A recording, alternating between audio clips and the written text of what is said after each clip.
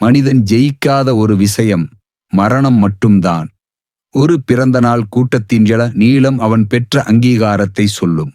ஒரு இறந்த நாள் கூட்டத்தின் நீளம் அவன் வாழ்ந்த வாழ்க்கையை சொல்லும். வாழ்க்கை தத்துவம் கடவுளுக்கு புரிந்தது. இருக்கிற போது இல்லாத மரியாதை இல்லாத போது இருக்கிறது. மயானம் வந்தது. நேற்றைய சவத்தை நாளைய சவங்கள் சுமந்து சென்றன. கடவுள் யோசித்தான், இறப்பென்ற ஒன்று இல்லாதிருக்குமானால் இந்நேரம் மனிதன் கடவுளையே கொண்டிருப்பான். பாவம் ஆடிய மனிதர்கள் உறங்குவதற்கு செய்த ஆடாத தொட்டில் தானே மயானம். வந்த வேலை முடிந்து சென்றது கூட்டம். இது ஆறறிவு ஓய்ந்து அடங்கிற ஆட்டம். கடவுள் யோசித்தான், உயர்ந்த ஜாதியினருக்கும் தாழ்ந்த வகுப்பினருக்கும் தனித்தனியே மயானங்கள். மதங்கள் ரீதியில் மயானங்களில் பிரிவுகள். சாம்பல் மேட்டில் கூட சன்மார்க்க பிரச்சனைகள். என்ன மனிதர் இவர்கள்!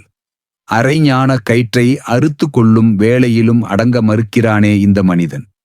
அங்கிருந்தும் கிளம்ப புறப்பட்டான். ஆவிகள் சில அவனை அடையாளம் கண்டுகொண்டன.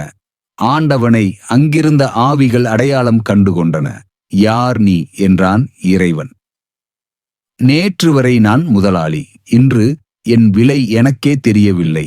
80 வயதில் இந்த இடம் தேவைதானா என்றது ஒரு ஆவி.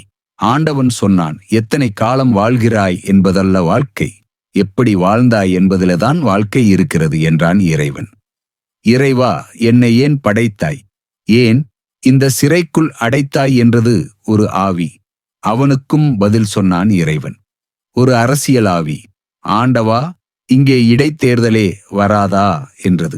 இன்னும் நீ திருந்தவே இல்லையா என்றான் இறைவன். ஒரே அழுகை சத்தம். பெண்ணாக பிறந்தது போதுமடா சாமி என்றது ஒரு ஆவி. ஆண்டவன் அருகில் வந்து காதோரம் சொன்னான், ஆணாக பிறந்து பார், அதை விட கஷ்டம் என்றான்.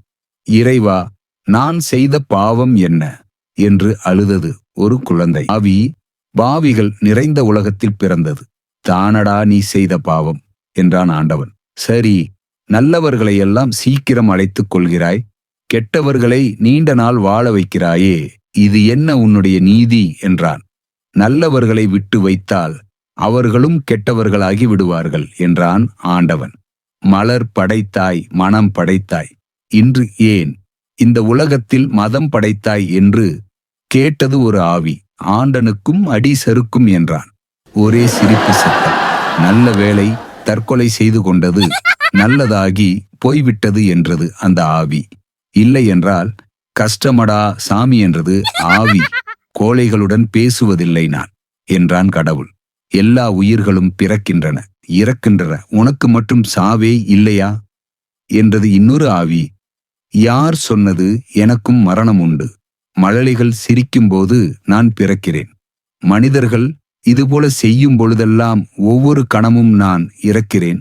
ஆவிகளோடு பேசியதில் 1000 அர்த்தங்களை கண்டுகொண்ட ஆண்டவன் அங்கிருந்து மனிதர்கள் என்ற போர்வையில் நடமாடுகிற விலங்குகளிடம் இருந்து விடை பெற்று சென்றான் இறைவன்.